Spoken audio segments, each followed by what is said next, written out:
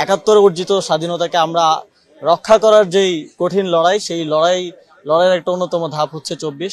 আমরা মনে করি ২৪ সেই স্বাধীনতাকে রক্ষা করেছে, ৭১ এই দেশকে জন্ম দিয়েছে এবং আমরা একটা স্বাধীনতা অর্জন করেছি, একটি রক্তক্ষয়ী স্বাধীনতা।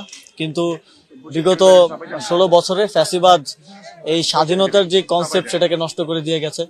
আমরা মনে করি যে দেশের প্রত্যেকটা নাগরিক যতক্ষণ পর্যন্ত না মনে করবে তিনি স্বাধীন, তার বাক স্বাধীনতা আছে, তার ফ্রিডম অফ এক্সপ্রেশন আছে, ততক্ষণ পর্যন্ত আসলে ভূখণ্ড স্বাধীন হয়ে কোনো লাভ নেই। উৎসবের খুশি হবে নগদে বেশি, কারণ ঘন্টায় ঘন্টায় আছে গিফট জেতার সুযোগ। আমরা মনে করি ২৪ সেই স্বাধীনতাকে রক্ষা করেছে এবং ২৪-এর গণঅভ্যুত্থান আবার একটি রক্তক্ষয়ী গণঅভ্যুত্থানের মধ্য দিয়ে ৭১ অর্জিত স্বাধীনতাকে আমরা রক্ষা করার যেই কঠিন লড়াই, সেই লড়াইয়ের একটা অন্যতম ধাপ হচ্ছে ২৪। এবং এই স্বাধীনতা সামনের দিনগুলোতেও বাংলাদেশে থাকবে এবং আর কখনোই একটি স্বাধীন ভূখণ্ডে এদেশের মানুষ আর পরাধীন অনুভব করবে না।